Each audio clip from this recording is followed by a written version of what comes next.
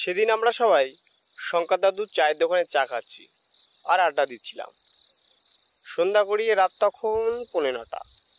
হঠাৎ পিনাকি বলল, এই তোরা গল্প কর, আমি বাড়ি চললাম। এ কথা শুনে সুকেশ বলল, কেন রে, এখন তো সবে 9:45, এখনই উঠবি কেন? আর কিছুক্ষণ বস, দিব্যি তো সবাই আড্ডা দিচ্ছিলাম, তোর আবার কি হলো? আর বলিস না রে, রাস্তায় ওই যে পঞ্চু দাদুর বাঁশবাগান, ওইখান দিয়ে একলা যেতে খুব ভয় লাগে রে।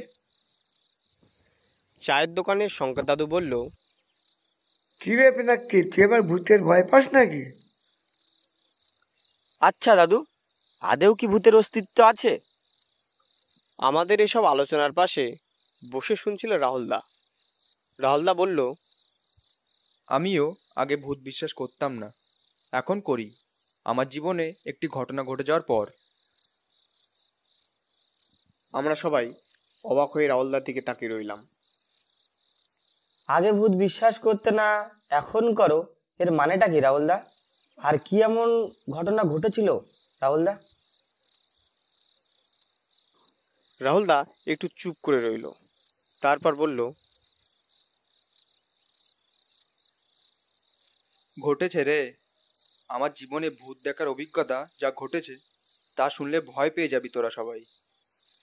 আমরা সবাই বললাম, তবু শুনি না, এই রাতে চায়ের সঙ্গে ভূতের গল্প ভালোই জমবে, তুমি বলোই না। রাহুলদা গল্প বলতে শুরু করলো। গত 1 বছর আগে আমি আর সুমন বিএসএফের চাকরির জন্য ফর্ম ফিল আপ করেছিলাম। কিছুদিন পর মাঠে রান পাসের জন্য ডাক পড়েছিল ব্যারাকপুরে। আমাদের মাঠে লাইন পড়েছিল সকাল 10টায়, কিন্তু ওই সময় পৌঁছাতে পারবো না ভেবে আমি আর সুমন দুইজনই আগের দিন রাত্রে রওনা দেওয়ার কথা ভাবলাম। আমাদের কথা মতন আগের দিন রাত্রে ট্রেনে করে ব্যারাকপুর প্ল্যাটফর্মে যখন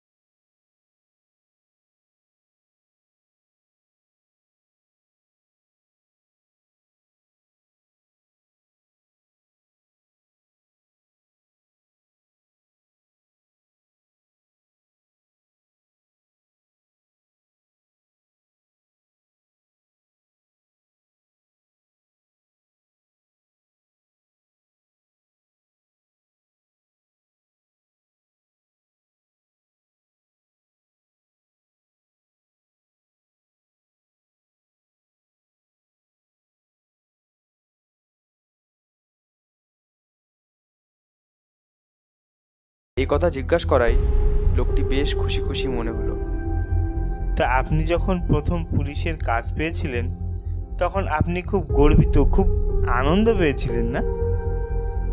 এ কথা শোনা মাত্রই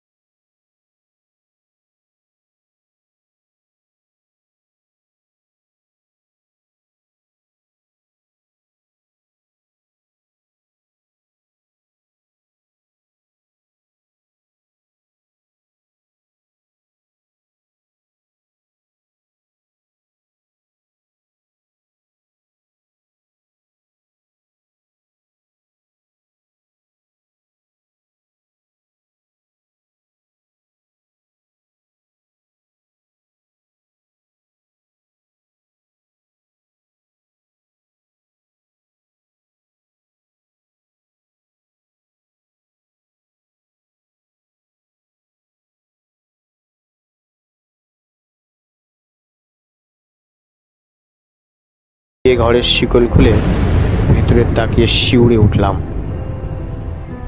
রক্তমাখা দুটি দেহ ঘরের ভিতরে গলায় দড়ি দিয়ে ঝুলছে। আশ্চর্যের বিষয়, লোক দুটিকে খুব চেনা চেনা বলে মনে হচ্ছে, কিন্তু কিছুতেই মনে করতে পারছি না লোক দুটিকে কোথায় দেখেছি।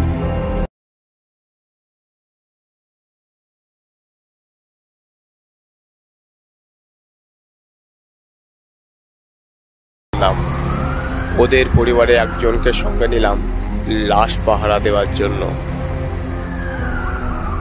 ফিরে আসছি আর বারবার মনে করার চেষ্টা করছি লাশ দুটিকে কোথায় যেন দেখেছি। আমি কবিরের কানে কানে জিজ্ঞাসা করলাম, কবির, আমি এই লাশ দুটিকে কোথায় যেন দেখেছি, খুব চেনা চেনা লাগছে। আমি কিন্তু চিনেছি বাবু, আমার খুব ভয় করছে, এই রাতে না এলেই পারতেন। আমি বিস্ময়কর হয়ে বললাম,